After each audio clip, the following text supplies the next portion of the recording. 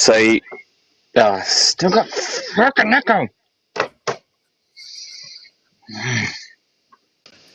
Nope, wrong one.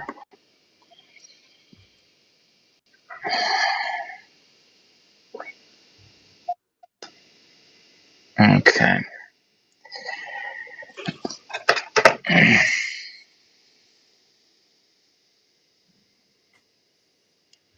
Come on.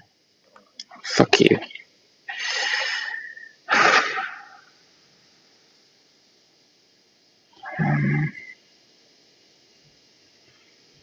I really not got Twitch on here. Okay. So you can't hear an echo right now. Say something else. I can hear my echoing vaguely now as I'm talking. Okay. Hang on. And a little bit from you. Can you hear the echoing now? No. Okay, so that was coming through first.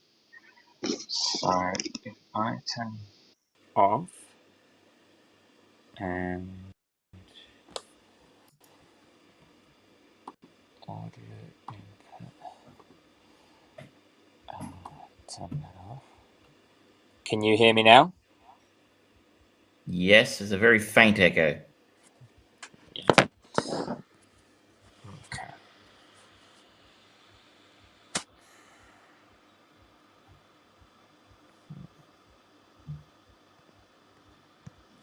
Now my phone seems to... Wow, this service is really good. It's now frozen on my phone, and oh, there we go. It's kind of catching up. So I'm not getting an echo at this moment in time. I've got a delay on mine. Oh my god. Fuck you, Restream. It normally behaves itself. Yeah, and I've changed nothing. I don't know what the fuck is going on. So fucking stupid. Alright, well, okay. I'll just...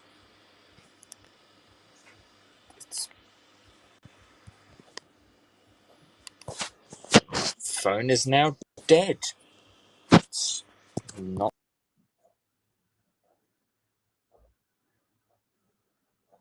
Shit.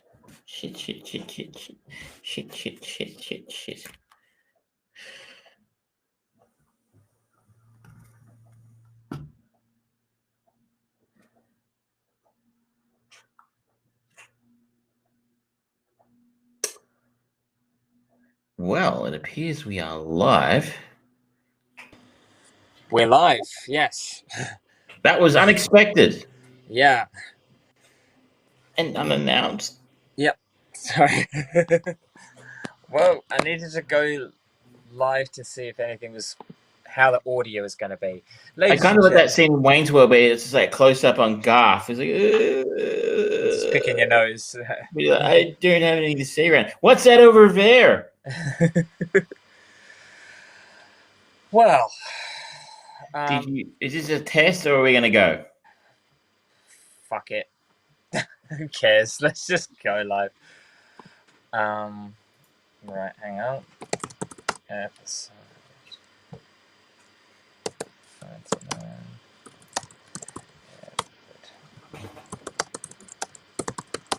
We talk shit through the disaster.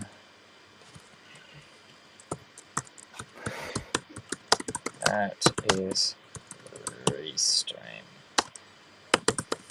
Thanks, Restream. This episode is not sponsored by Restream.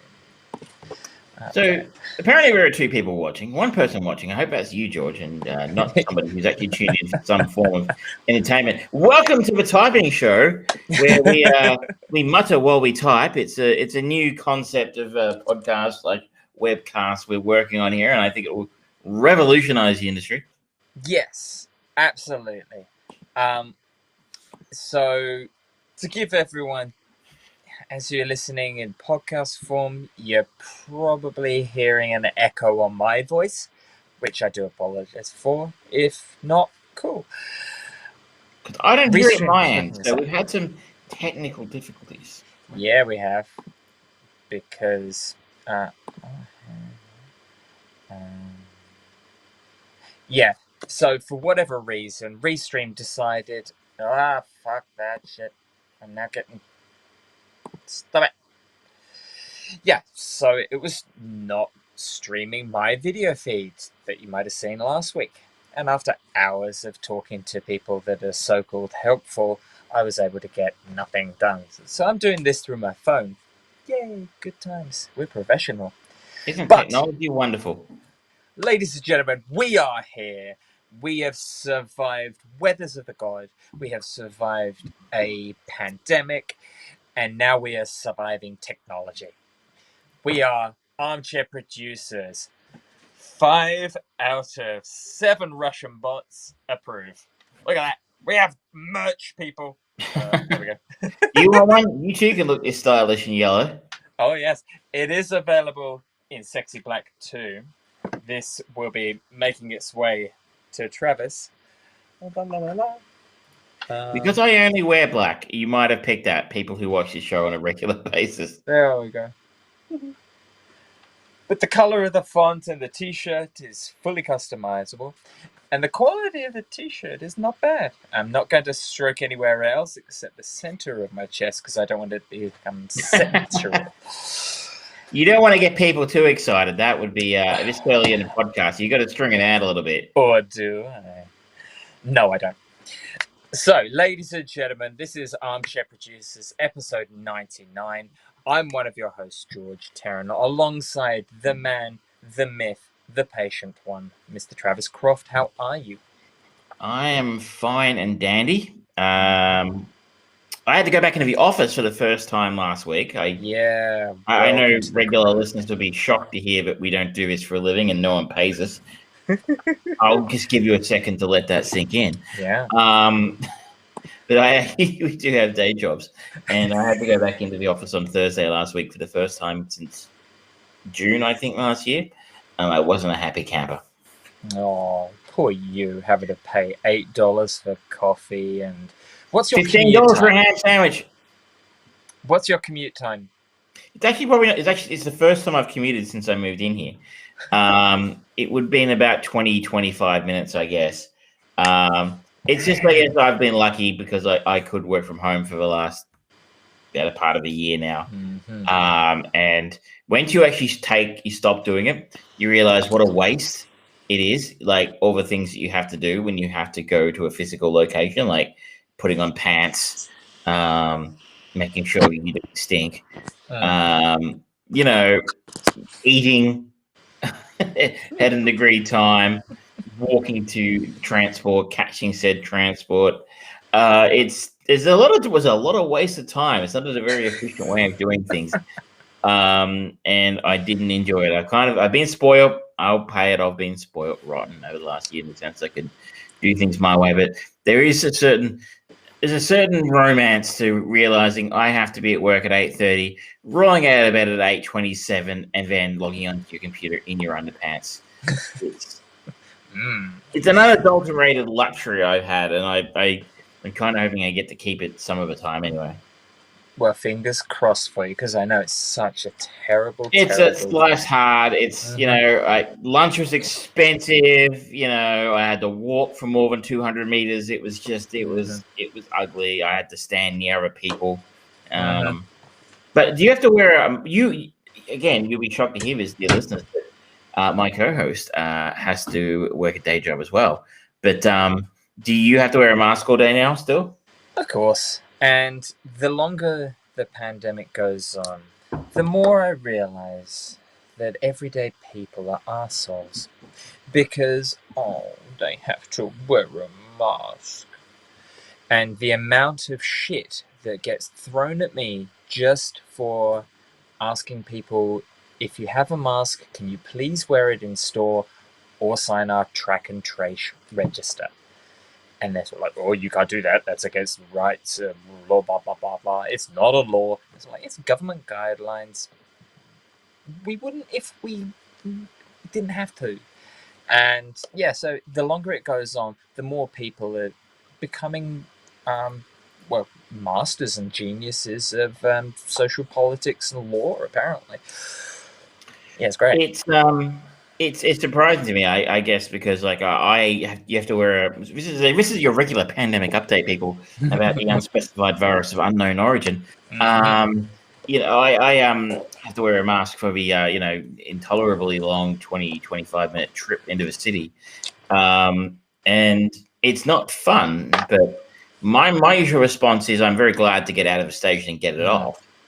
But at the same time, my regular thought is with people like my co-host and others who have to wear the fucking thing all day. Sometimes I've had the pleasure of having 4 COVID tests over the last year, 2 since Christmas. And those people stand outside in the Australian summer wearing PPE and masks. Right? At least he gets air conditioning. Yeah. So I'm not going to complain about wearing a mask. It's annoying, yes, but it's better than the alternative. And we will be locked up in another lockdown, and I don't want to lose my job. And I really, really, really want to take my holiday next week. So, like, if the fucking virus could just keep it in its pants for a couple more weeks, then it can do whatever the fuck it wants. It'd be really nice if we can actually start enjoying holidays rather than going, oh, well, I booked this up and fuck me, apparently. Well, I have to apply for 3 different permits to go to the Northern Territory. It's like being in Soviet Russia. Yeah, but that's also something that you have to do outside of pandemic times anyway, because it is the Northern Territory.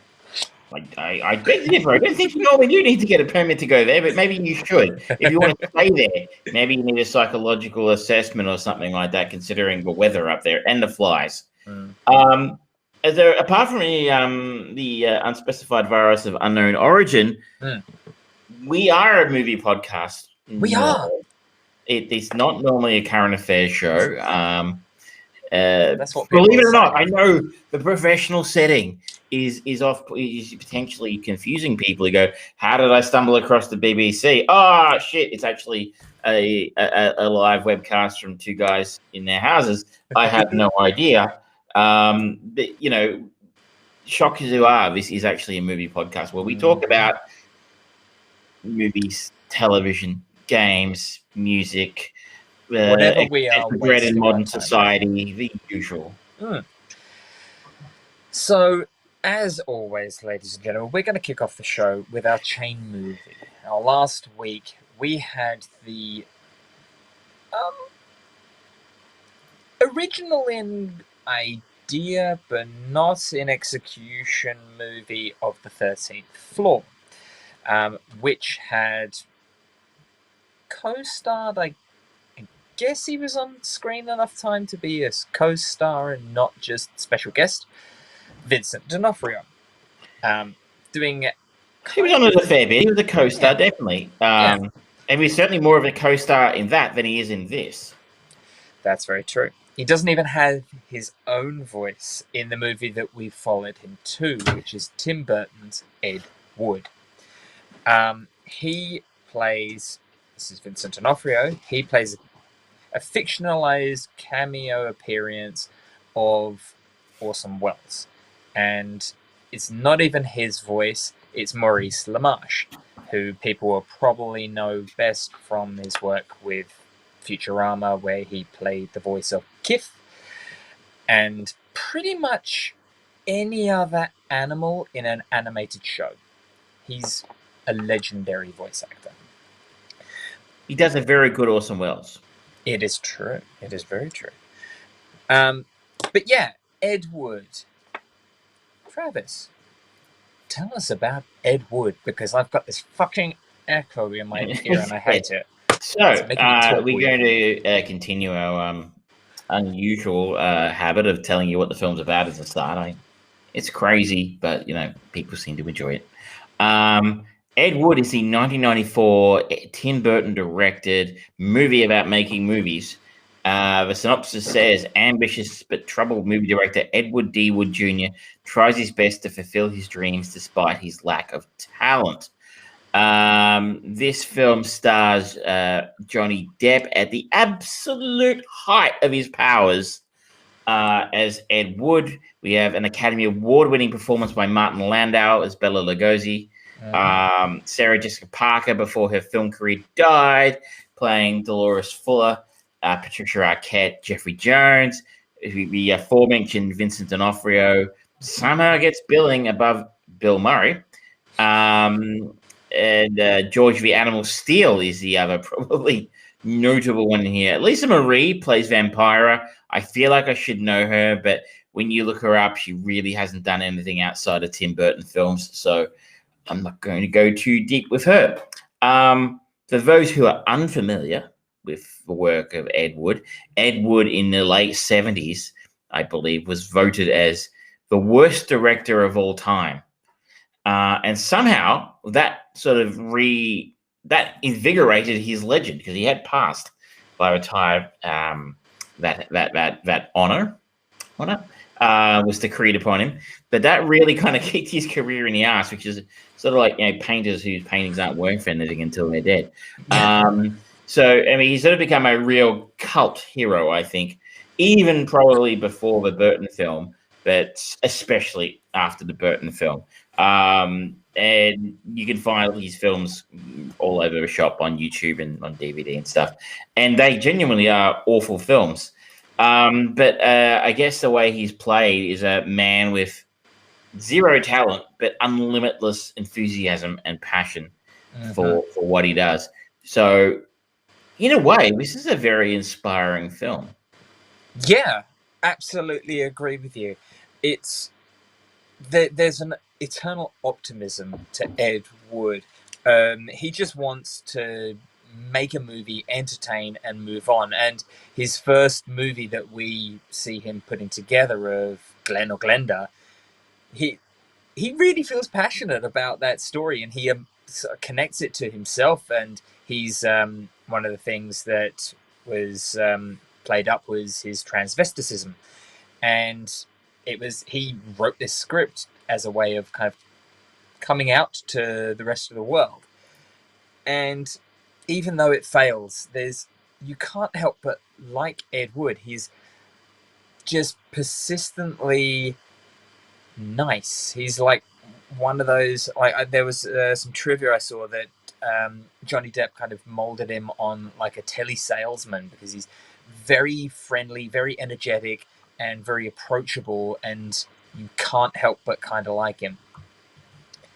Yeah, the trivia I think that definitely comes across. And for the kind of shit that he ended up doing to get funding and stuff, you can see why people were willing to give him a little something if he was this affable.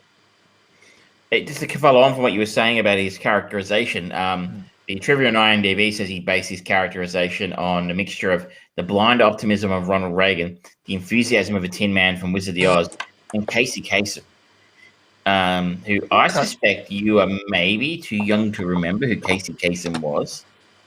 Yes.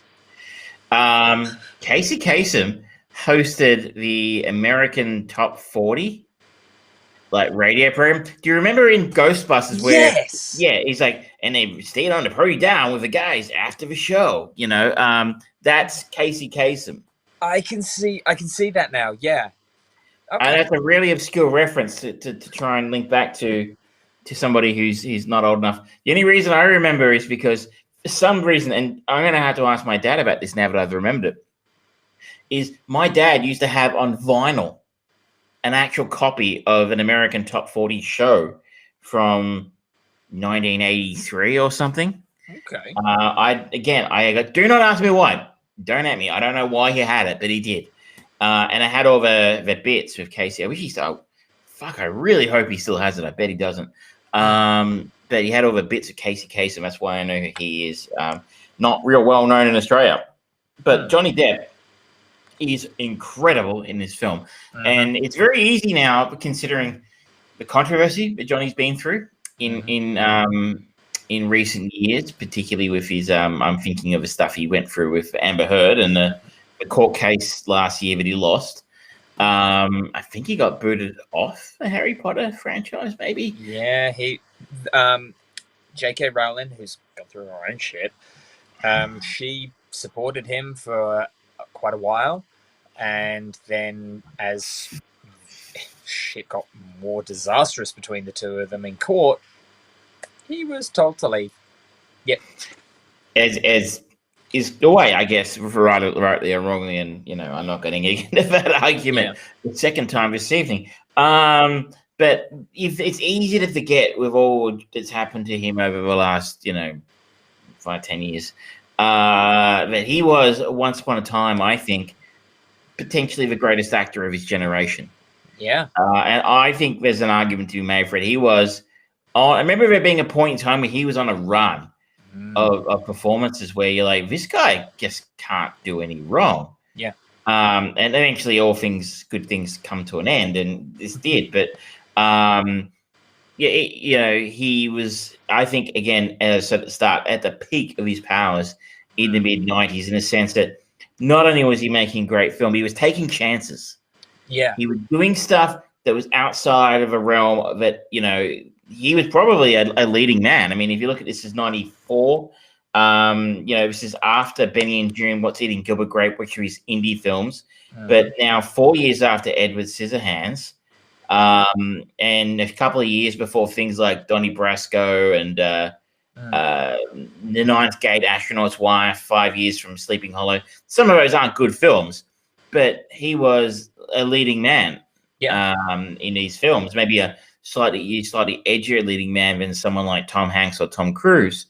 But in amongst all that, he was doing shit. Like the year after, he did a film called Dead Man, which I've never seen, but I recall he was banned in Australia initially. So I think that's Jim Jarmusch.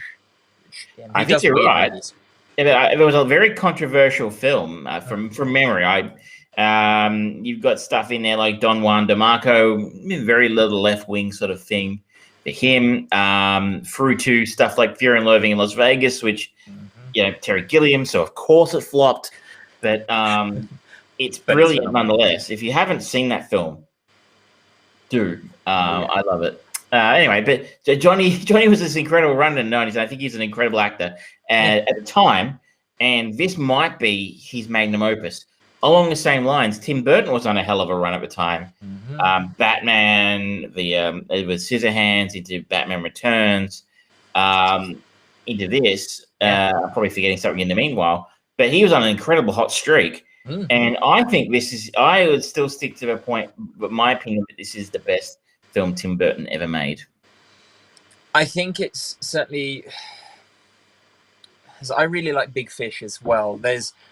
I think he's got kind of only really two out of the movies that I've seen of Tim Burton, two movies that are kind of grown up Tim Burton movies.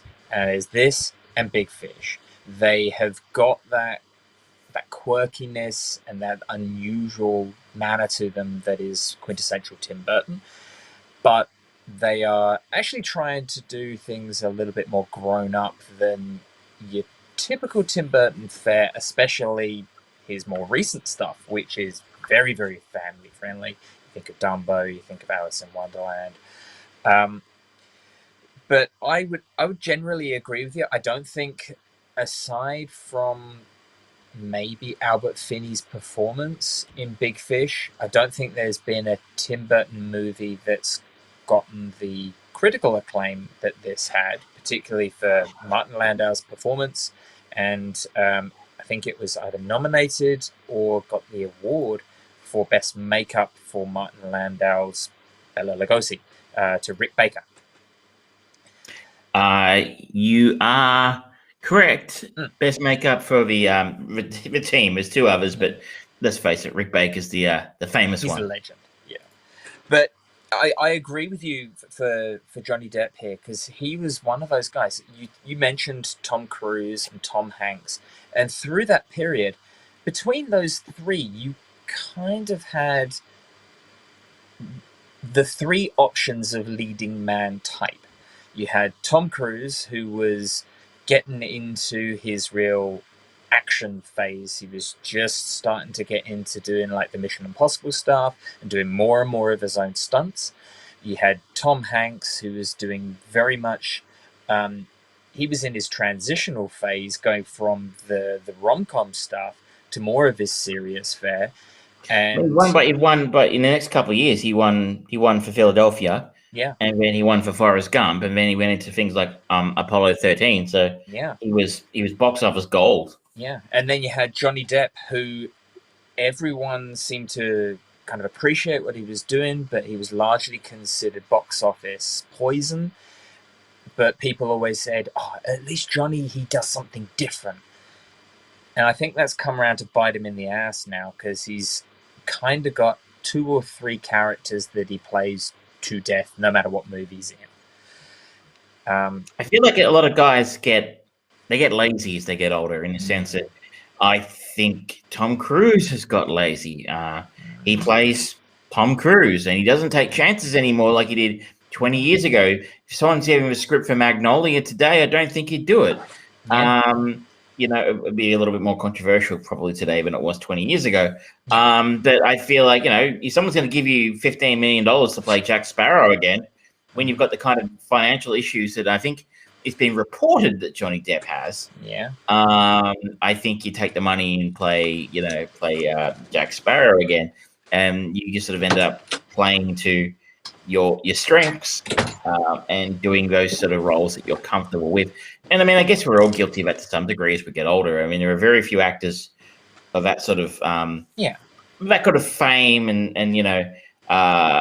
renown who end up doing really risky, interesting stuff well into their, how old are you, 50s?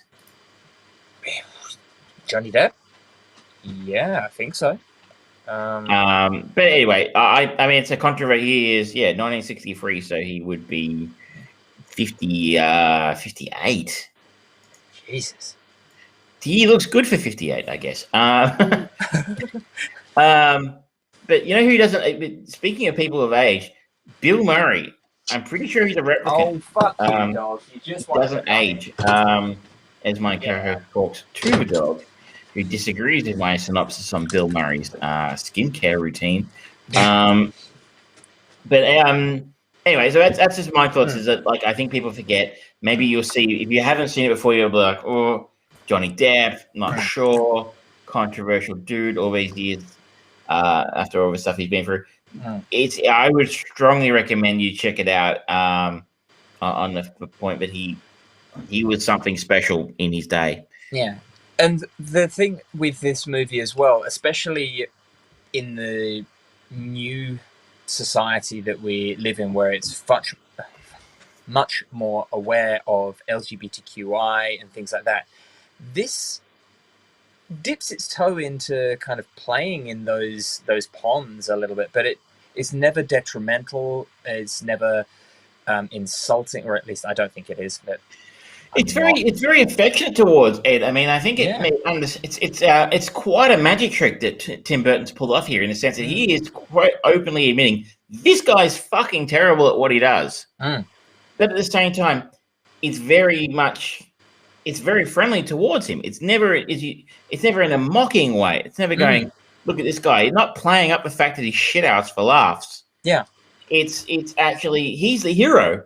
Yeah. He just happens to be terrible at what he does. That's one of the things that apparently Tim Burton wanted to do, was not go the mocking route for the documentary, because he said Edward was lambasted and a joke for so much of his life. It's time to actually bring out some of those other elements, and I think he does a good job with that. I think he does a brilliant job. I feel like, I mean, it's, in a way, it kind of reflects what we do here, right? I mean, I know you're at home sitting there thinking, wow, such high standards of your production and professionalism, that George has to use his phone, and that kind of The thing. lighting for Travis tonight. The lighting for me, I mean, I look better in the dark, let's face it. Light is not my friend. I kind of want you to keep that, but somehow do a video effect so there's two other heads, so you're doing a little bit of Bohemian Rhapsody. If only Restream actually supported those phony backgrounds that Zoom does. I have that one. Yeah. But in a way, like it's an encouragement to all artists. In a way, I mean, yes, I am referring to us as artists, particularly my co-host who has written books. So that's an achievement that I'm yet to get to. But it's if you're full of enthusiasm, I think it may be Tim Burton saying there's merit in just doing stuff. Yeah, absolutely. Which is why we started this show. We started this show based on the inspiration of Kevin Smith, right? Yeah. Who really should get back to it, just doing stuff rather than being a simp for Disney. It was just start doing things. Yeah. If you feel that creative energy to do anything, why not do it? Even creepier than Airplane and more stranger than Wonder Woman 1984. Are you talking about Ed Wood? I hope so. I mean, is it creepy? I guess so. It's trying to be. I don't know if I would call Airplane creepy. But no, not my standard. Surely you can't be serious. I am serious. And stop calling me Shirley.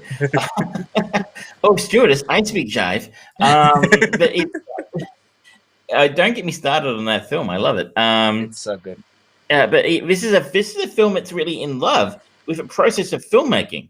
Yeah. I mean, maybe this is Ed saying, I don't know. Sorry, not Ed. Tim Burton sort of going, how did I get here? Right? Like, I mean, I know people who've ended up in some interesting places and had, I don't know if you've ever felt it, audience members or my co-host here, but imposter syndrome. Yeah. Why am I here? I'm sure I'm not the right person to be here. I'm the wrong person to be here. Someone's going to figure out I'm shit and they're going to call me on it. And, then all of a sudden everyone will know that I'm the imposter and blah, blah, blah. Yeah. I wonder if that was something that maybe went through Tim Burton's head to sort of go, how did I get here? Like, and sort of to actually pay homage to somebody who didn't get to the same heights, but never let that stop him. I kind of feel like there's no other director who would really do a kind of positive biography movie about Ed Wood. I think only Tim Burton, and only at that point in his career did it make sense, because he was always considered the weird one. And his movies for so long, they were financially successful like Batman, or just bizarre passion projects were cult successes. And that kind of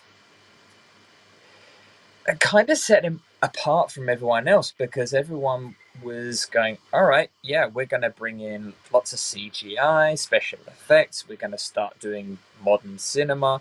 Whereas Tim Burton has unabashedly shown this stalwartness to the 70s and 80s and B-movie style of cinematography. I mean, obviously, it's the kind of stuff he grew up watching, probably. Yeah.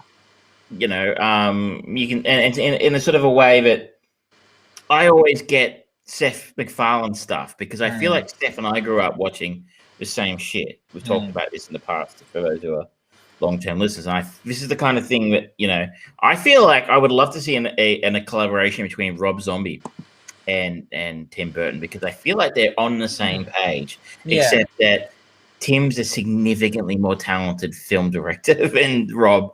And Rob's a great musician. And I think Tim tries to play in that space. But I get the same vibe from them in the sense they grew up watching these schlock horror films from the 50s and 60s, and they really love the aesthetic and feel of it. And it really comes through in this film, and potentially also if you move forward in his filmography, the next film that I assume it's the next film that Tim Burton made, which was Mars Attacks, which was an homage to 50s sci-fi. Yeah. But actually, I had a friend come around on a weekend and we sat through 2 films. And I do mean sat through as the way of describing it. And the first one was called The Revenge of the Teenage Vixens from Outer Space. Oh. And I feel this is a film that Ed Wood would very much have approved of. Probably. Except it was probably a little bit too intelligent for Ed. In the sense that maybe that's the real charming part about Ed's his process was he was garbage. I don't know that he ever realized he was terrible. But the guys who made The Revenge of the Teenage Vixens from Outer Space, they knew they were terrible, and it's a very tongue-in-cheek kind of low-budget production from the 80s. But moving on from Revenge of the Teenage Vixens from Outer Space, which I won't waste our audience's time by spending too long on reviewing it, other than saying the Vixens are teenage seductresses who come from outer space. You could almost see the Futurama references here. The for Snoo Snoo. And when the males of planet Earth will not fulfill their obligations to the said teenage vixens, they are turned into giant vegetables. And just to confirm for everybody at home who's listening, it's available on YouTube, which is where I watched it. I didn't put it there; it's not illegal. So, anyways, it's a quality production. I think Ed would have after Ed's own heart. But I talked about watching Plan 9 from Outer Space because my friend hadn't seen it, and so rather than actually watching Plan 9 from Outer Space, we just watched Ed Wood because it basically includes the best parts of Plan 9 anyway. It's particularly the scene, and cut, that's great. Well, don't you want to do another one? He didn't get through the door. He has to go through that challenge every day. that was Bride of the Monster, I think. But the reason was when George Animal Steelers Tor Johnson knocks over one of his styrofoam gravestones. He's like, yeah, it's fine. No one's gonna notice that. I mean, I always recall. Do you remember back in the 80s and 90s? If you wanted before IMDb was a thing, it used to be a thing called Leonard Maltin's Movie Guide. It was about that thick. Yeah. And you had like tiny 1-sentence reviews of films and star ratings. That's right. It was almost like an Encyclopedia Britannica for films, and they actually had Plan 9 from Outer Space in there. I always remember that. What an honor. So we talked a little bit. To take a step back, Bela Lugosi was a friend of a real life friend of Ed Wood's. Bela Lugosi, for those who are not film historians, was a very famous horror film star from the 30s and 40s, particularly for his performance as Dracula. By the time Ed Wood was making films, he was a washed-up junkie, as is sort of portrayed in the film. Now, when it came to Plan 9 from Outer Space, which I think is fair to say is Ed Wood's magnum opus, he actually had shot, so again, as in the film, Ed Wood, he had shot some footage of Bela Lugosi just fucking around outside his house several months ahead of time, not really sure what he would use it for, which is a very Ed Wood thing to do. Yeah. And then, unfortunately, Bela died.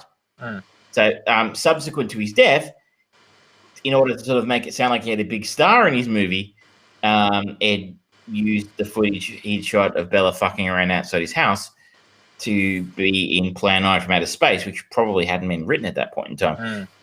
And I always go back to the Leonard Maltin guy, remembers it, points out at this point in time, Bela Lugosi died 6 months before the film started production. The rest of his part, the rest of the film, his part is played by a younger, taller man holding a cape over his face. Yes, that's right. That's genius. I love that. And it reminded me of something just as you were talking about it. But it's completely gone out of my head, so it probably wasn't actually. I covered a lot of ground there, as per usual. But, I mean, just a shout out here, we touched on it earlier. Martin Landau is fucking amazing in this film as Bela Lugosi. I'll be honest and say I don't think I've seen the 1930s Dracula films that Bela Lugosi was in. Apparently, he doesn't look much like Bela Lugosi, but I thought he was an incredible performance of someone who sort of, laments having made some pretty bad choices earlier in their career. Yeah, because he plays it so well, and the junkie side of it is kind of heartbreaking when you kind of see like he's getting makeup on and you see the track lines on his arms, and him sitting in the car, and it's just a reflection in the rearview mirror. It's really subtly done. It's not a harrowing tale or anything until he gets put into rehab. And I don't know about you, but there's just this shot. You hear Bella screaming and screaming, or you don't know it's Bella, but he's taken to this thing, and the kind of camera goes down the corridor, and it's dark, and the screaming just gets more and more and more as it gets closer, and the camera comes round, and you see Bella in bed just freaking the fuck out. That scared the fuck out of me. It was really good, and I was like, I don't remember feeling that level of. That was actually kind of old school horror reveal of the monster screaming in the basement of the castle or whatever. And they did it for this very real moment, and it just worked very well for me today. Yeah, it was really nicely done. Sorry, Fox Pixar Media is talking about Airplane. Airplane has a scary poster art they see on every home video release. I'm not sure if Fox Pixar Media is a spammer or not, because I just don't see the relevance. I don't know. They're talking about I recall the artwork. So, being if you're tied in listening a to the knot. podcast, Fox Pixar Media is talking to us through our Twitch feed, and you can do the same. Yes. If you're actually talking back to us, you can tune in and ask us questions. A bit like we had a visitor from Washington DC last week, very early in the morning, which was fun. Yeah. But they're asking about the artwork on the Airplane poster, the Airplane,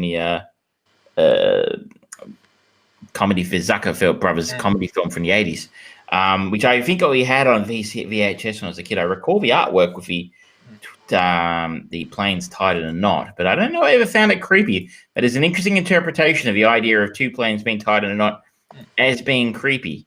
There we go. And there you go. That's it there.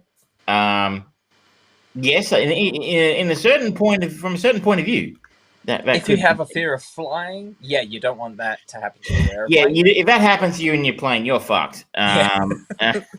So I'm told. I've seen it. The fish would be the least of the problems.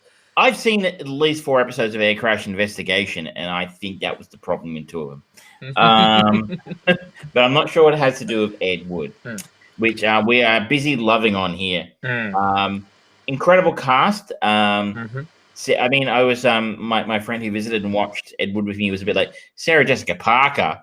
I watched 2 Sarah Jessica Parker films on the weekend, and the other one was called Girls Just Want to Have Fun, for my other podcast, The Throwback. But anyway, she actually people forget she had a moderately successful movie career well before Sex and the City. Where she was in classics like Flight of the Navigator. That is a pre-note job. Hocus Pocus, Striking Distance with Bruce Willis, which is a fucking terrible movie, by the way. And I am severely tempted to make that our film for next week. I had it on VHS. It was awful. It's one of those films you watch a trailer and you're like, hang on a second, there are super cool scenes that are in the trailer that aren't in the film. What the fuck? But yeah, she had a very successful career in film. Jeffrey Jones, probably best known for his role in Ferris Bueller's Day Off. Yep. I think he might have had some controversy as well, if I'm not mistaken. So not been in the let's just forget about him. Yeah. One of the Arquettes. We were talking again on the weekend. My friend who was watching is like, are there a couple more of them? And you're like, I think there are at least 2 other Arquettes. There's Rosanna, and I can't remember the other one, but they're like the Baldwins of actresses. They are related to David Arquette as well, aren't they? Yes. Yeah. And by the shout out Bill Murray, who I mentioned earlier, who doesn't age and he's a replicant. He was born like 42 years old. It's kind of like Hulk Hogan. You try and find a picture of him young, that ain't him. He was born 56 with a handlebar mustache. That's it. I'm very curious. Apparently Chris Hemsworth's going to play Hulk Hogan.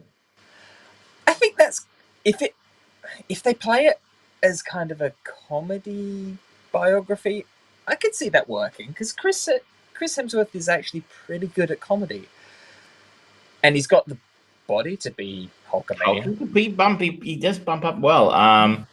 It's interesting. They've just this week started shooting Thor: Love and Thunder in Australia, up in Byron Bay, I think, if I'm not mistaken. But the place to be right now is making films. They're actually shutting up some streets in the city, the Carlton and the city this weekend because they're shooting movies in the city. So, George, if you wouldn't mind getting on your bicycle and just riding around the city, and sorry, I've got to interrupt. You can interrupt some film sets in this city for a change. I'm a professional interrupter. I've done this in London. I've done this for Robert De Niro. Damn it! This is nothing. Do you know who I am? Anyway, but I think this is a wonderful film. I love films about making films. I think that's one of my favorite genres is films about films. And you can't help but feel the passion that Tim Burton has for this particular one. I think this is a very personal one to him. Yeah. It's inspiring to people like us who are, potentially not as professional as everybody else, but have a lot of fun doing it, right? Yeah. And in a way, is that maybe there is a lot of things you can take out of this film. Maybe one of the messages is if you're having fun doing your creative thing, then that is enough in and of itself to justify doing it. Absolutely right. If there's an audience, fantastic. If you have fun doing it, that's all that matters. Yeah. All that matters is you. And in this instance, it almost became like a family. Yeah. Which is almost like a family of misfits, which is a very common refrain in Tim Burton films. But all these goofy misfits, Tor Johnson, Vampira, and his lady friends who were okay with his cross-dressing. Yeah. And he's a colorblind cameraman.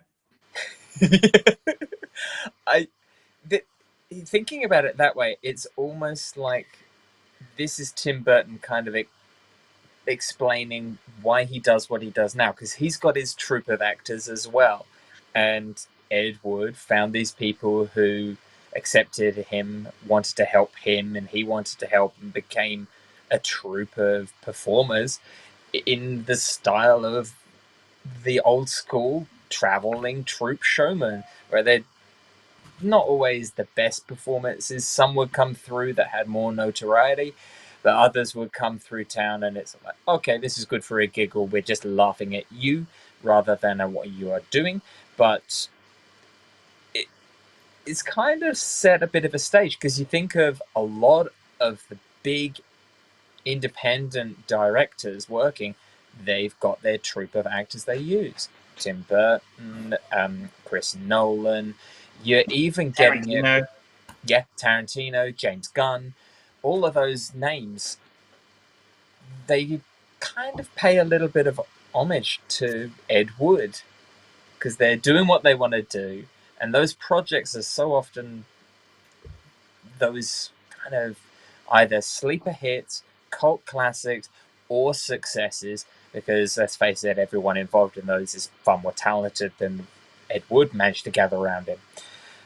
But the kind of the vibe and the ethos is still there, I think. I love it. It's his best work, and it reminds me of why Tim Burton was such a good filmmaker for a long time, and unfortunately, I think that filmmaker isn't with us anymore. It was a pleasure. I thank you for letting me watch my favorite Tim Burton film again. And you are welcome. But now it is your turn. Where are we going next? And striking. You're gonna hurt me, aren't you? I mean, it's been a difficult choice. It was a bit like that time I chose Death Machine. There was nobody in it. It was anything else. Such a There great film. are innumerable talented people involved in this project, and I've sort of narrowed it down. And I was super tempted to go with Martin Landau and follow North by Northwest, Ooh. but come on, it's Hitchcock. Hitchcock's been done to death. Yeah. And instead, I'm going to follow Bill Murray. And Okay. he's a fairly insignificant figure in the history He's of been in film. 1 or 2 movies. Nothing very I'll give him interesting that. of interest. But, and of course, for those who are long-term, or other friends of mine who are generally the only people who listen to this shit, or who are long-term listeners might remember that Groundhog Day is actually probably my favorite film of all time. And today is Groundhog Day in the United States. Oh. So You're not that, gonna of take us course, to Groundhog means Day. I'm going to choose Lost in Translation. Lost in Translation. Okay. I haven't watched that seen in a this, I while. think, since it came out. Yeah. So this is a Sofia Coppola comedy, romantic comedy drama thing with Scarlett Johansson and Giovanni Ribisi. I'm sure Ferris. if we end up on Godfather 3 after this, I'm going to be very disappointed. Don't give me ideas. I've got actually an interesting direction to go after this. But yeah, I'm glad, because Lost in Translation, I remember really enjoying that. It was a great turn. It was great performances by both Bill and Scarlett, and it was a very kind of genuine, honest performance from both of them, and just like a moment in time. It's interesting. I think this is going to be. I'm actually picking this for a similar reason that I picked the 13th Floor. I hadn't seen the 13th Floor since it came out. Yeah. 20 years ago, and I haven't seen this since it came out 16, 17 years ago. And I guess the other interesting part I'm very curious to observe from a second viewing all these years later is that I hadn't been to Japan when I saw this.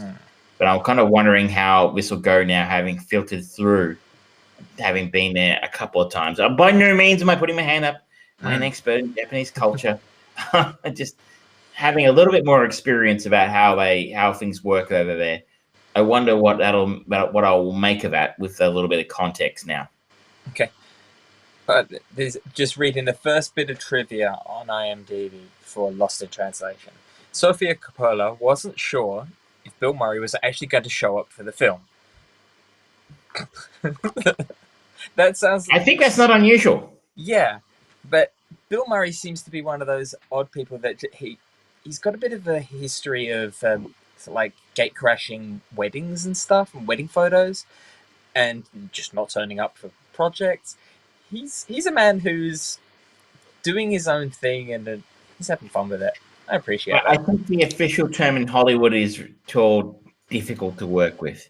But unfortunately for him, he's not a woman, so that doesn't get counted against him like it does for one of the. There's a story recently about one of the show's favorite actresses, Katherine Heigl. She of The Wheel of Heigl. Mm-hmm. Yes, The Wheel of Legendary. Heigl. She apparently got labeled as difficult to work with, and that affected her career in a negative way. Mm-hmm. It had nothing to do with the talent. We are going to be talking about Lost in Translation. Yes. I'm excited about that. And should we move on to our next semi-regular segment? Yeah. Episode 4 of WandaVision. Exactly. I didn't even tell him we didn't plan that. But it's like, hey, this is something we've watched. We actually both watching. I shared a meme over there. I don't know if you saw it on Facebook of someone Thor grabbing Thanos around the head and had Thanos labeled as casual and impatient fans, and Thanos saying, "I don't like WandaVision," and then Thor shoving a spoon into his mouth it said WandaVision episode 4, and then all of a sudden a very happy expression. I'm sorry, I'm doing a very bad job of explaining a meme here. But it's very accurate Because we'd sort of lamented the last couple of weeks that people out there are like, oh, it's boring, it's slow moving. Yeah. I don't know what's going on. Why are they spending so much time on the sitcom thing? And like, they spent barely any time in the the life of his show. Like 2 episodes on it. That's it. Or 2.5. And okay, well, this episode's Marvel showing yet again they perfectly understand their audience. Mm-hmm. In the sense that they've perfectly understood that those morons out there who are like, it's boring, are going to be getting a little bit antsy by the end of the 3rd episode. And they've basically given them a giant helping spoonful of exposition. Yeah. And it was juicy. Oh, yes. Yes, it was. This episode, what was the episode actually called? We Interrupt This Program. It's perfect because it actually showcases, again, more consequences of actions, not just we're getting it slowly but surely after episode 3 and the way Wanda kind of reacted to the announcement of someone talking about her brother and Ultron and those having ramifications, and she turning a bit freaky at the end. Now we have an episode outside of the show, and it brings in someone from Captain Marvel, and it touches on the blip again. And this version of the blip, I was talking to a friend of the show, Paul, about the difference of the portrayal of the blip and people coming back between Spider-Man Far From Home and this, where this was a lot more played for drama and seriousness, where Spider-Man, it was kind of the silliness of people. It was played for laughs, really. Exactly. And I love that they brought this through. I love the way that they kind of reverse dusted to come back. It made sense on how they were gone. Which is a bit sneaky disappointing because in Spider-Man Homecoming, or Far From Home, they just popped back. Yeah. Come on, guys. Pick a method. Yeah. But I think, as Paul mentioned in our conversation, one of them is more controlled by Fox or Sony, and one of them is entirely controlled by MCU. But we bring in with that and the ramifications and reactions of that, as well as it's the best timeline connection for everything that happened in Captain Marvel that wasn't outer space based. We had Maria Rambeau, who's Captain Marvel's best friend.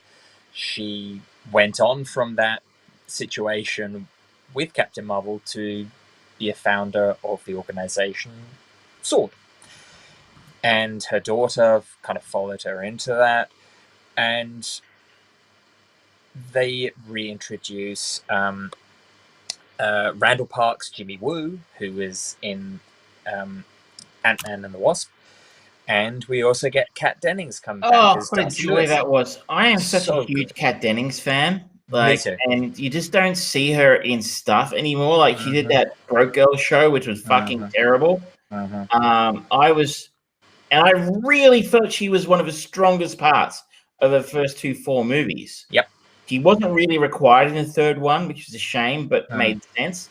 And it was such a strong movie on its own. But I was so disappointed that Darcy wasn't getting a run when she did so much Kat did so much heavy lifting in the comedy stakes in the first 2, and Dark World, which wasn't the strongest Marvel film. No, she kind of held. She really held her own. So I was so excited to see her pop back, and she fit. What I think I liked about, sorry to cut you off, is that they all fit perfectly. Yes, it all felt organic. It made sense. And so you're covering 2 bases here. You're getting fan service. So our American friend who joined us last week was like, I'm not really sure. I haven't seen a lot of the MCU films. You know, for people who have, we're gonna go, oh, I remember that person, but it doesn't feel forced. It doesn't feel fake. Just to be clear, with Fox Pixar Media, you can actually find the Airplane DVD menu walkthrough on YouTube. So I strongly recommend. There is a reversing record in the actual audio track of the DVD menu. Strongly recommend checking it out. Why would anybody put the DVD walkthrough on YouTube unless it was you and you're trying to drive up views? In which case, there are only 1,300 views, so that makes sense. But I really enjoyed seeing Cat back and seeing Agent. I forget his character's name, but Jimmy Woo. Jimmy Woo back. It made perfect sense, and like to have a reminder of Captain Marvel was actually incredibly welcome, considering I didn't like that film at all. Agreed. I think that's also a precursor to some of the stuff that is apparently going to be coming into this new phase of the movies, with the Secret War kind of element, and just bringing a little bit more of that into it. But I want to mention another meme. You talked about everyone spoon-feeding Thanos and now they enjoy it. The idea of an MCU-based X-Files style show with Jimmy Woo and Darcy Lewis. I am all for that. Writes itself. Yes. Those two are awesome. They had cool chemistry in the scenes together.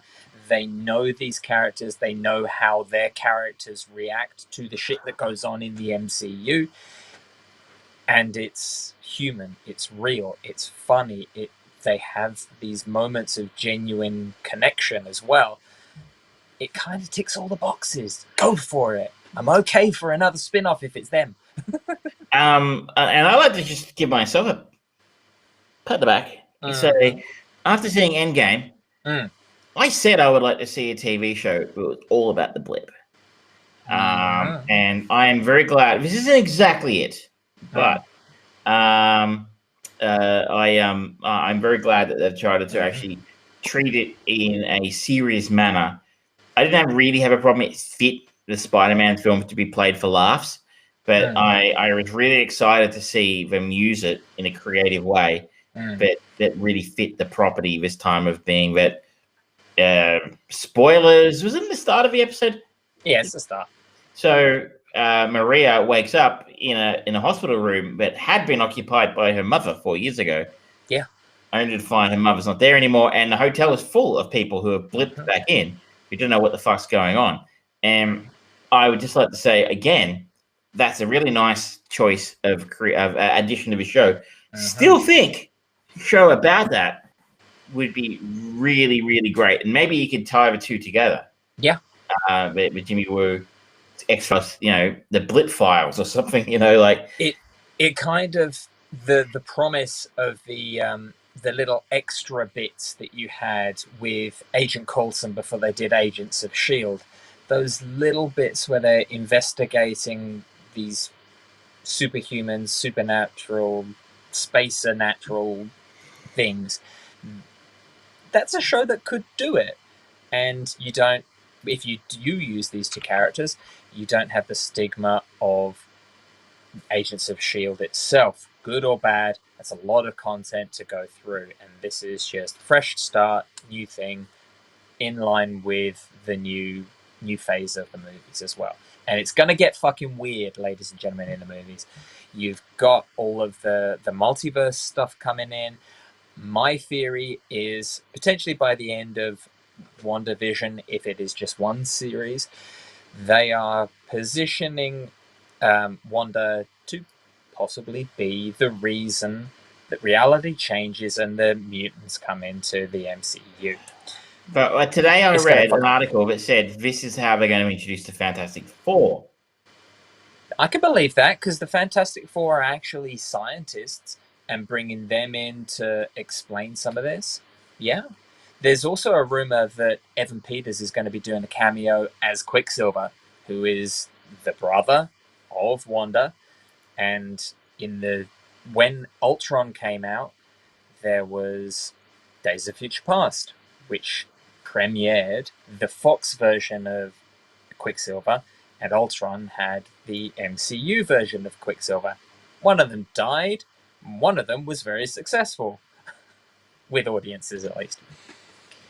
So I'm really not paying a great deal of attention to these stories that go, oh, well, it's the Fantastic Four, because apparently also this show links into Doctor Strange and the Multiverse of Madness, has been widely reported as well. I'm just enjoying sitting back, enjoying it. Interestingly, this episode actually is not the first episode you're talking about. Was the first episode. We interrupt this program. This episode is called "Filmed in Front of a Live Audience." Sorry, you're wrong. It kind of screwed up. Sorry, David. This has the highest rating of any of the episodes so far. The 9.1 was actually reversed the money. Sorry. Whereas the first episode has the worst, which is lame. But so we've gone 7.5, 7.9, 8.3, 9.1. So you can tell where the casuals enjoy their content the most. They like that big spoonful of exposition explaining what the fuck's going on. Yeah. It's I can't wait for it. And what do you think about? There's been a lot of questioning around, the week by week drop, and you had something interesting to say on my Facebook about that. And unfortunately, most of the people who listen to this don't have access to my Facebook to see what you wrote. Simply put, there aren't really, because of COVID forcing every show to now drop old school week after week, where we were in a position where whole seasons were being dumped, we're getting a week to talk about the show with people. It's that water cooler show, which we haven't really had since kind of the end of Game of Thrones. That was the last show where people were going, oh, what's going to happen next? And people were building theories and getting ideas. You don't get that when a whole season is dumped. So I think that COVID and then forced to drop week by week to cover the time period in our world of, how long it's going to be before they can actually drop something else new. It's really serving this very, very well. And especially for a show that is, especially the first 3 episodes, where they're really pushing something different, something unusual, something that the established MCU fans don't necessarily like. It gave people a chance to rewatch it and kind of go, oh, I'm seeing these little teasers and these little bits that, oh, I wonder if that means anything. Oh, is this something to do with Strucker? Is this actually all an illusion that was in Wanda's head while she was still being controlled by Von Strucker before Ultron?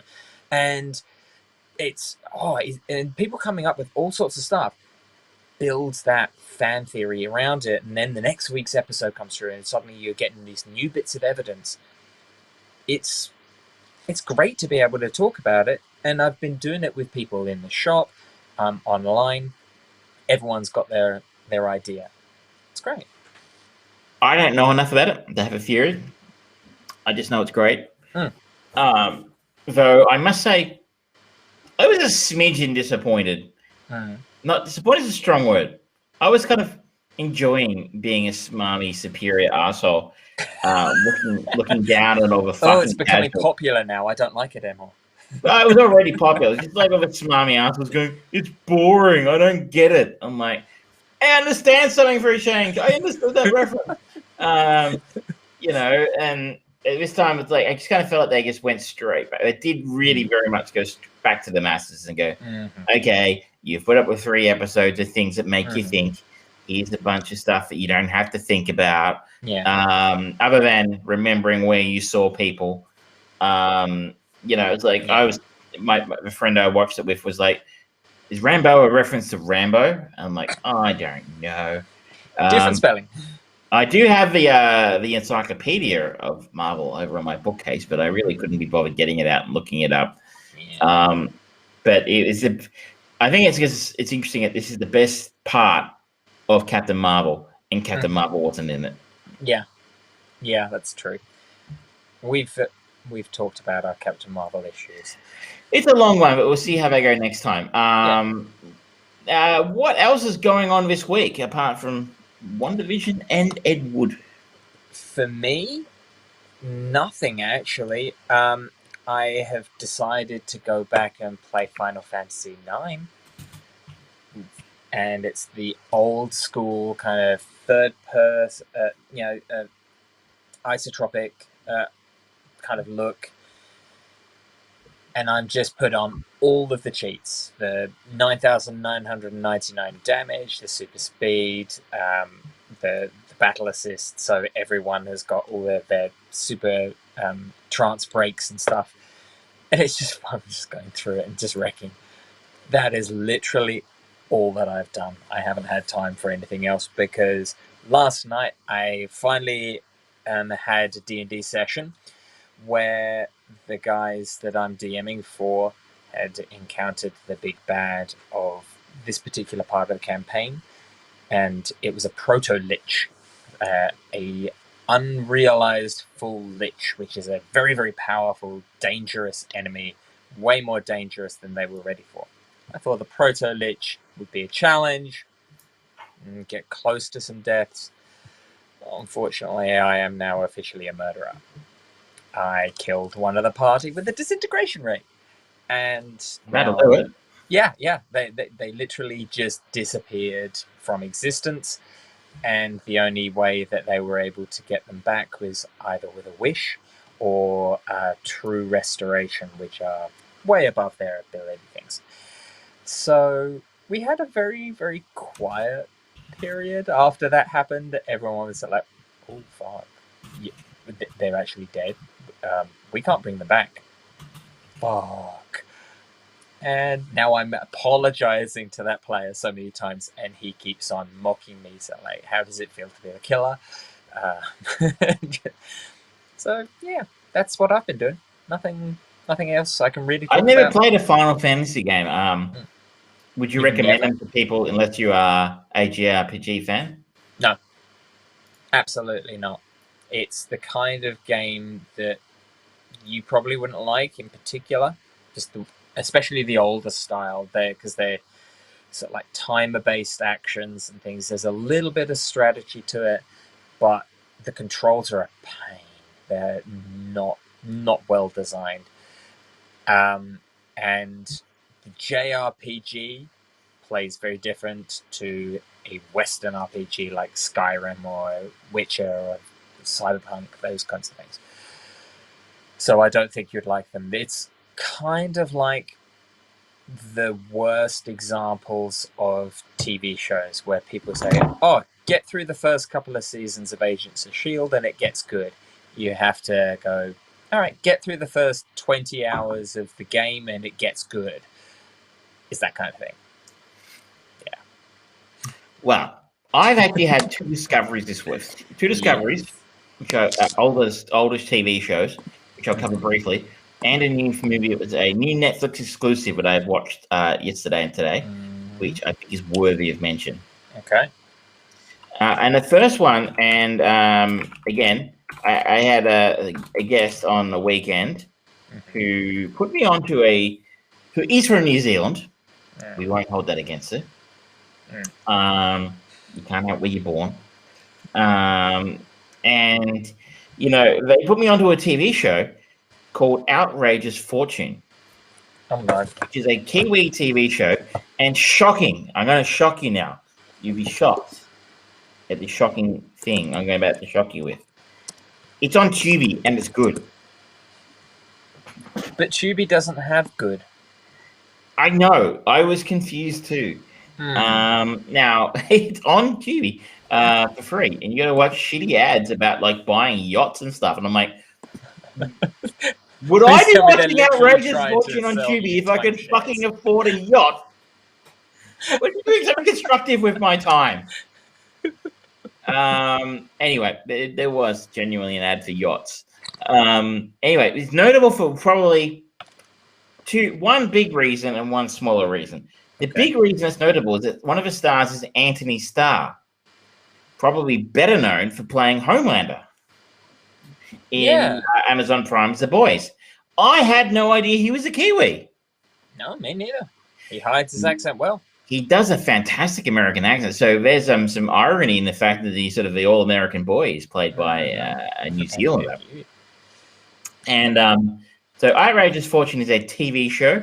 When career criminal Wolfgang West gets put away for 4 years, his wife Cheryl decides it's time for her family to go straight. But can the West change the habits of a lifetime? The slightly lesser reason it's notable is a couple of the stars in the show are probably very, very familiar to Australian audiences. One being Robin Malcolm. I don't believe you would know necessarily who she was, but she was Morwen in Lord of the Rings. But she's been in all manner of Australian and Kiwi TV shows for a very long time. Probably most notably Upper Middle Bogan, which was a show I quite liked. It was on the ABC in Australia. And ironically, we actually watched an episode of Upper Middle Bogan after watching Outrageous Fortune. They are very, very similar. Okay. Very similar. Except the creators of Outrageous Fortune do not get a writing credit on Upper Middle Bogan, which is interesting. Okay. And the other one being Grant Bowler or Bowler. Not sure how you pronounce that. Grant Bowler is an actor who's done a lot of work in Australia. So he was in, and then overseas as well. He was in True Blood. He was in Ugly Betty. He was in Lost. Some of his local stuff would include All Saints, Always Greener, Something in the Air, and Blue Heelers, notably for a couple of years. If you would Blue Heelers, well before your time in this country. I don't know. I assume it didn't make the. I assume it didn't make the trip up north. Like I don't think so. Not quite like Home and Away or Neighbours. It was a police procedural show, a really crappy one. Okay. But so he's been on Australian TV for a very long time, but he is also, I was shocked to discover, a Kiwi. It is actually quite a nice show, and it's really fun to see Homelander with a mullet. Anyone with a mullet. So, I mean, it's free. It's on Tubi. You just have to watch some shitty ads. And look, I mean, would I recommend it? I'm kind of planning on going back at some point and checking out some more. It was all right. And honestly, I mean, you've been here 10 years now. I've been here for 43 years. I can't remember ever seeing a Kiwi TV show on TV in Australia before. Other than Flight of the Conchords? Flight of the Conchords, and was Shortland Street a Kiwi product? Not familiar with Shortland Street. Shortland Street was my jam. 1992? Yeah. But at the very least, it's an exceedingly rare occurrence. For some reason, it's interesting hanging out with someone who is a Kiwi. And you sort of realize it is a New Zealand show, by the way. It was on TV here. I didn't ever heard of it. It looks like a soap opera, right? Yeah. But it's interesting. Like, so the only time we got Kiwi music over here was when we were about to claim them as our own. Okay. So, Crowded House, that sort of thing. Two of the three of them were for Kiwi. So, the drummer was Australian, so they might as well be Australian. That sort of thing. Crow's limited musical career. Australia has got a weird way of claiming and, shunning people. It's like, oh, Russell Crowe, yep, he's definitely one. No, he's not. He's been denied citizenship multiple times. And then Mel Gibson. Miss Foxy B has just pointed out that Carl Urban is also Australian. That's interesting to know. He's successful, so he's also Australian. Sam Neill, also Australian. Peter Jackson, Australian. Jacinda Ardern, Australian. It's a veritable, wall-to-wall Aussies at the moment in Hollywood. Weta, Australian. Yeah. It was an interesting experience because they are our near neighbours, and I can only imagine that they are. Taika Waititi, also Australian. He's working in Australia right now, which makes him Australian. I can only imagine that makes that Kiwis are probably bombarded with Australian television to a degree, and Australian rock and roll and Australian music. But it doesn't seem to come back the other way terribly often. So Yeah. that was an interesting experience for me. And it has an 8.3, by the way, in IMDb, Outrageous Fortune. So Wow. it's look, I mean, And it's if still you're on going? I think 6 seasons. So I don't think it is. I think it stopped a while ago now. And Miss Foxy B says she is also a Kiwi. I don't know how successful you are, so we can't quite grant you Australian citizenship yet, but we'll think about it. I always used to say, you know, New Zealand is just East New South Wales. I just haven't figured it out yet. I really wish they were. Maybe we'd elect a decent government for a change. But look, if you got Tubi, Tubi's free. There is a lot of Drek on there, and George can attest to that. He had to watch Titanic 2 once. Yeah. But you know, there are the odd little weird gem like Outrageous Fortune. They've got some bizarre, super old movies on there that's like, okay, I've heard people in movies reference this movie as something that their grandfather grew up with. It's like, okay, sure, I've got nothing better to do. A lot of these weird knockoffs of popular movies like Going to America. Yeah, it's like the ultimate bargain bin direct-to-video location now. I wonder if there's someone at Tubi headquarters that's like, yes, okay, so what's coming out? Captain Marvel. Right, we need to find a shitty alternative. Marvel. Yes. It's anyway. That's also. It's sorry. That was Outrageous Fortune. Outrageous Fortune. Yes. The other show I caught this week, which is similarly highly rated, and from a Commonwealth country, is a show called Letterkenny. Now, I've never heard of Letterkenny before. Again, I was put onto it by a friend who recommended it and said it could be good. This is a Canadian TV show. I think I've seen some clips on YouTube and stuff of this. I started out some clips on YouTube. It is on SBS On Demand in Australia for free again. So worth checking out. So quick-witted, fast-paced, snappy comedy about rural folk getting by in a small town. It is set in the town of Letterkenny, which is in rural Canada. Our main our main cast are Wayne, Daryl, and Katie, along with Squirrely Dan, which is the best name for a character ever. And Wayne, I guess, would be our protagonist. He lives with his sister, Katie, and he works with his best friend, Daryl. They work a produce stand at the front of his farm. And it is exceedingly, painfully dry observational comedy. It's a sitcom. It's not sketch comedy, for example. So, for example, in the last, I think we watched 3 episodes on a weekend. In the 3rd episode, they create a website called, instead of Facebook, they created Fartbook, where you upload your farts to the internet. And okay, for people who are like, hey, what the fuck's going on? You don't like fart jokes. No, I don't. But this is quite a little bit different. It's a little bit of a clever fart joke. And it's sort of, it's really honestly ripping, no pun intended, on the Social Network. Okay. And, you know, it's very strong. Lots of references to that film. Or there's an episode where the character of Wayne at one point in time was considered the toughest guy in Letterkenny, but he decided to stop fighting for a period of years to appease his then girlfriend, who'd now broken up with him. He decides to start fighting again, so he has to fight a series of fights against the people claiming the title of the toughest guy in Letterkenny. It's, I'm not doing it justice, but it is disgustingly dry, and which is exactly my kind of comedy. Very British, rather than very American. It's really played all of it and played with a very, very straight bat. Okay. But is very, very, very amusing at the same time. It's anthology, so there's no real arc for episode. Each episode has a different storyline, so it's not. You can just dip in and dip out. You don't have to worry too much about.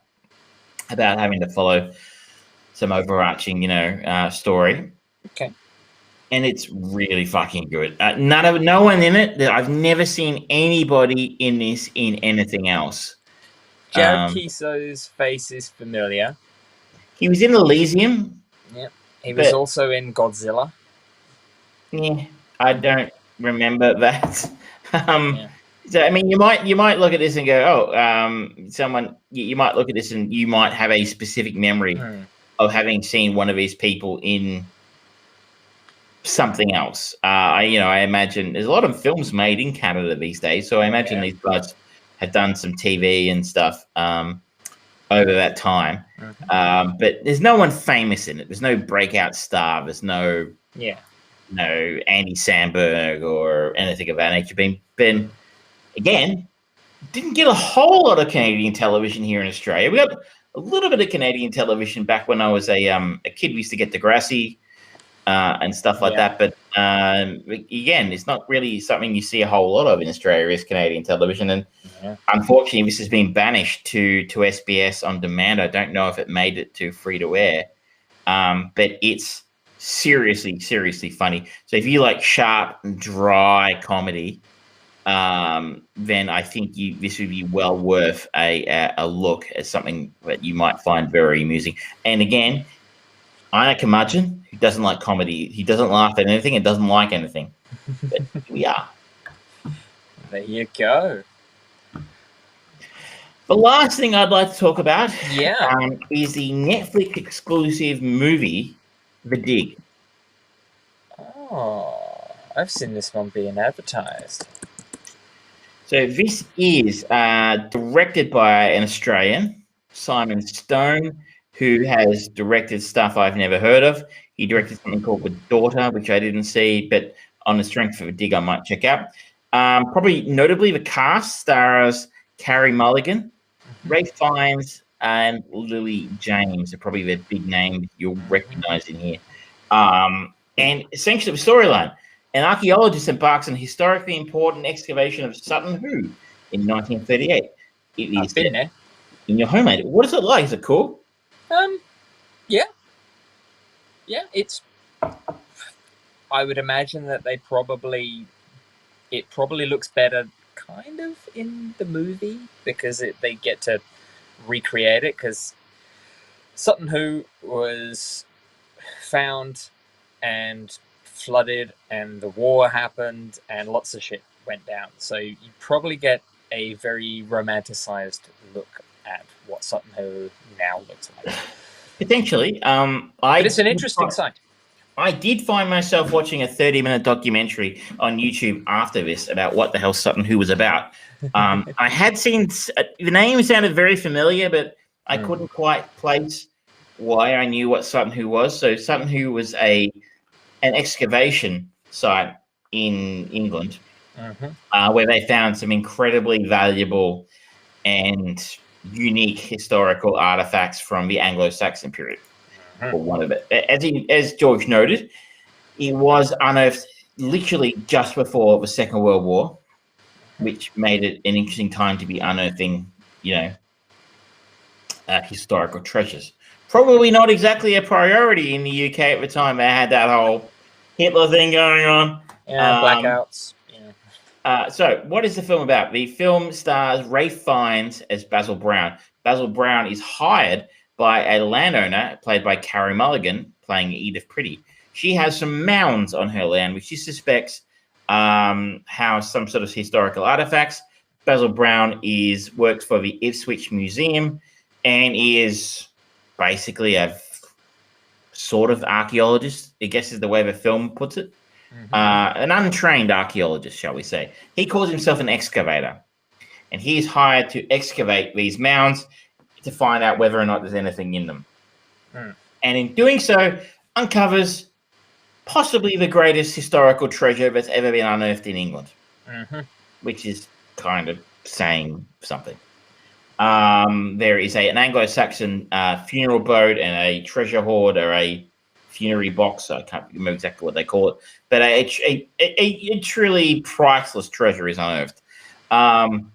in amongst all this, he is sort of we sort of meet a cast of characters, including Edith Pretty's cousin, who is played by Danny Webb, I think, as John. And we have it's a very typical sort of, it's a very typical sort of movie. So he is the we have Ray Fiennes as Babel Brown as sort of the unorthodox yet effective, self-taught archaeologist, and then we have the snooty sort of upper class guys from the British Museum come in and kick him off the job and not let him continue the work that he started and that sort of thing. And they're played as very unpleasant folks. In between all that, we have Lily James come in with her husband who works at the British Museum. And she's also, I think, an archaeologist, but in the process of unearthing this, she discovers things about her life that maybe, I'm trying not to spoil it. I don't like Carey Mulligan usually. Yeah. I never didn't enjoy her in Doctor Who.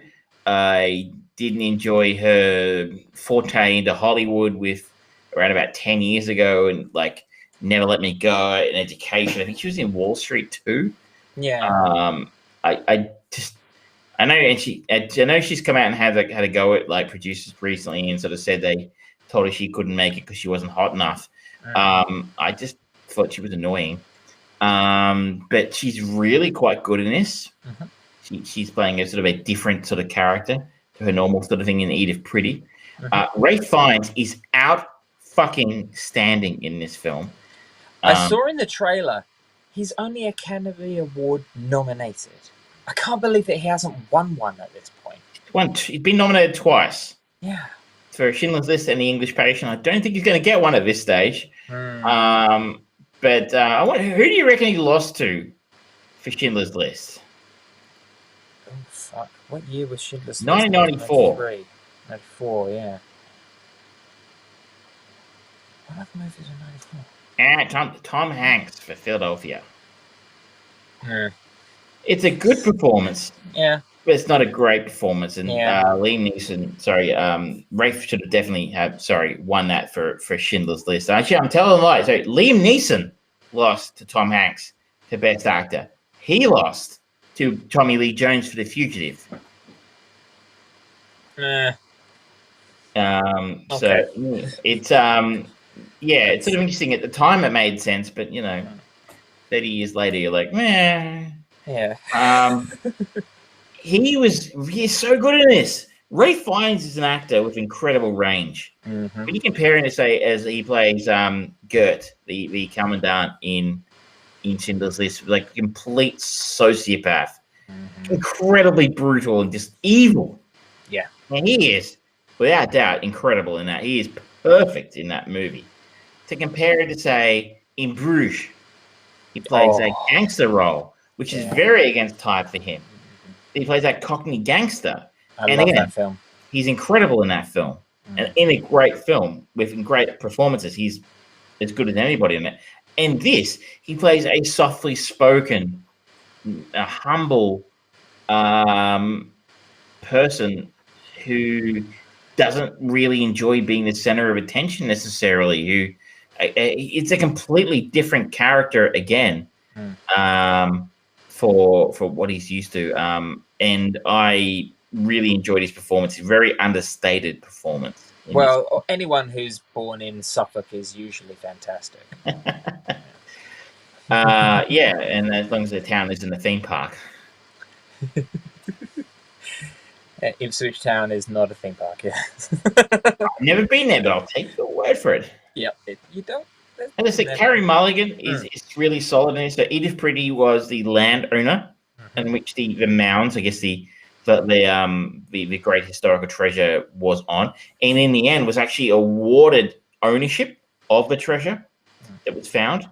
I understand British law in this space is very complicated, and if you have land and someone finds this incredible treasure on it, they can just the government can just go, national treasure, yoink. Yeah. I remember growing up as a kid, because where my house was, it was literally across the road from a cow field where there was a known Roman settlement.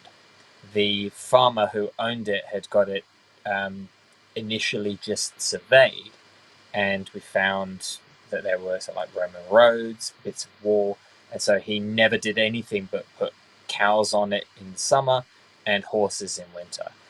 And because of that knowledge, all of the houses surrounding this huge field, they weren't allowed to dig deeper than a certain amount. And if you found anything, it was the government's.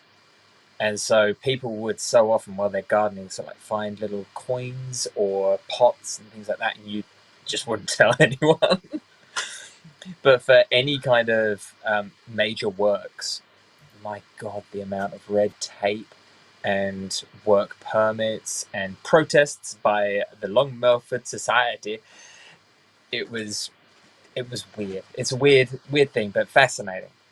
It is. It's interesting in the sense because we live in a country where the odds on digging something up are, but it's incredibly valuable, like literally valuable, is very low. I mean, obviously, in the city in Melbourne, if you dig up particular sites in the CBD, like they have recently for the new tunnels they're building for the trains, you generally need to get an archaeologist team in to check out what's underneath, whatever building was there. But there's something from 1914. Yeah, pretty much, or like the 1850s, right? Like, the archaeology is not, doesn't stand still. But it's not exactly stuff from like the year 600, right? I mean, Yeah. The odds on finding, not to say there weren't inhabitants here in the AD 600, there absolutely were, but the odds on finding anything they left behind are pretty slim. They're not. They weren't crafting, funerary boats and gold helmets and stuff like that. So, Yeah. While certainly their archaeology has merit, it doesn't tend to last that long because it was made out of stuff that kind of degrades. Yeah. So it's not the same thing. But interestingly, in this instance, the landowner Edith Pretty was awarded ownership of the entire treasure, which I understand is potentially a little bit rare. But she gifted it all to the British Museum, which is insanely generous thing to do. She could have got a lot of monies. Look, I'm not going to say the other person I sort of mentioned earlier was Lily James. If you are a long-term listener, you might remember Lily James from conversations we've had in the past about things like Baby Driver. Yes. I think she was in Baby Driver, the Edgar Wright film, which I think we both very much enjoyed. She was also in a film that I saw under Sufferance called Pride and Prejudice and Zombies, which sucked diddly out. But she was good in it. So I'm a big fan of Lily James. So she plays a sort of a put upon wife. A wife who's in an unhappy marriage. Who finds something interesting in the countryside. So she finds her own treasure in Sutton Wood, but a different kind of treasure. I didn't find her arc particularly believable in this, and I felt kind of that like hers, despite the fact she's a very fine actress, I felt like her arc was kind of tacked on to a degree. Maybe because it was in the book, I don't know, but it didn't work for me. She's going to play Pamela Anderson, interestingly. Really? They're making a TV miniseries called Pam and Tommy. Okay. And she's going to play Pamela Anderson, which I'm fascinated to see that. That's an interesting casting. Yeah, it's an incredibly beautiful young woman, and a fine actress. But she Sebastian Stan as Tommy Lee. Okay. Yeah, and Seth Rogen in there. I was going to say, I saw his name around. I'm like, I sure hope he's not going to play Tommy Lee because he doesn't look much like Tommy Lee. It could end up just being like a TV show version of like that movie from must have been the early 2000s, Churchill, the Hollywood years. Do you remember that? Did you ever see I never saw that one. It was had Christian Slater in it. The Hollywood Years. Yeah, it was weird. It was just Christian Slater was playing an American Winston Churchill, and it's like this gun-toting weird. It was I think it was a result of U-571, one of those war movies that decided to just change history because it was more dramatic for the screen.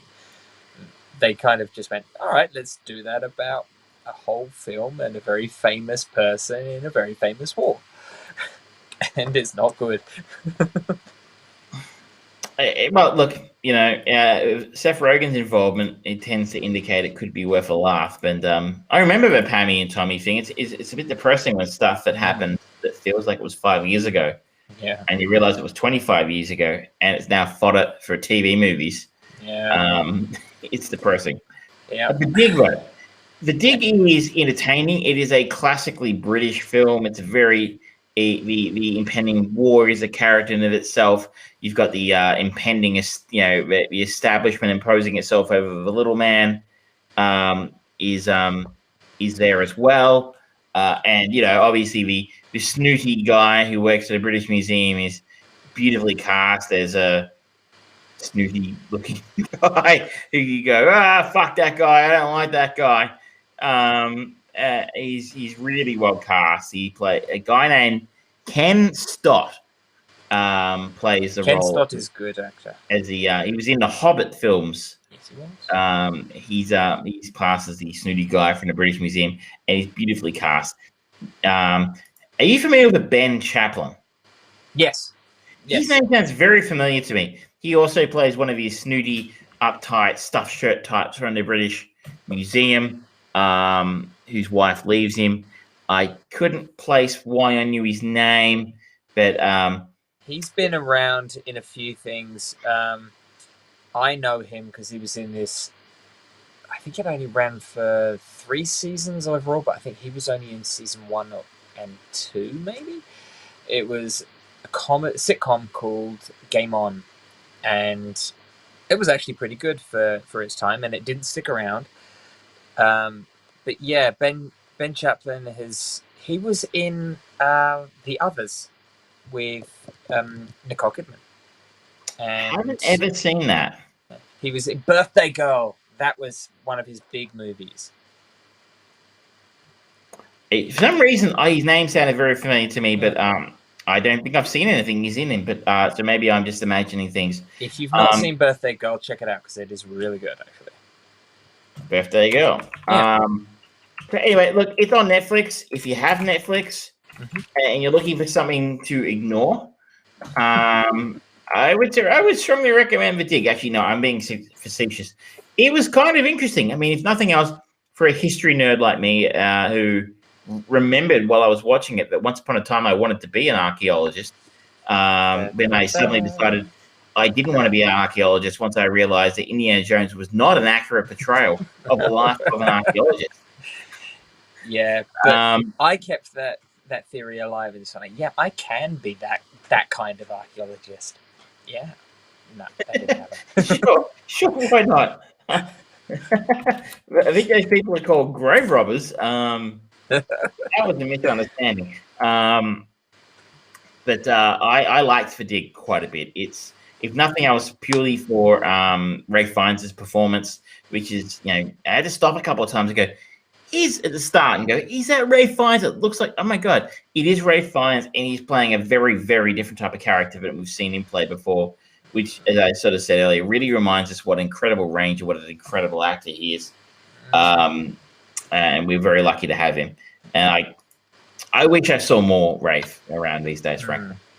As a note on Ben Chaplin, I just saw he's actually going to be appearing in Joss Whedon's return to TV, The Nevers, which is an epic tale following a gang of Victorian women who find themselves with unusual abilities, relentless enemies, and a mission that might change the world. It could be interesting. It's coming out on HBO at some point later. This year, apparently. Yeah, there's a man who's had his own troubles. It's Joss Whedon. Um,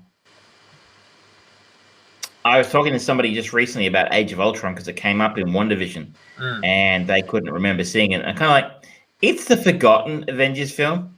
yeah, It's the Avengers film we don't talk about. yeah. It's the Avengers film that's kind of so loaded down with transition and Mhm. like kickoff points. It kicks off Ragnarok. It kicks off the entrance of mutants into the MCU. It kicks off Civil War. It's just so busy with stuff and entry points to future films. It Yeah. kind of doesn't actually ever end up being its own thing. And Joss had done such a good job with the first Avengers film. Mm. He kind of dropped the ball with that one. It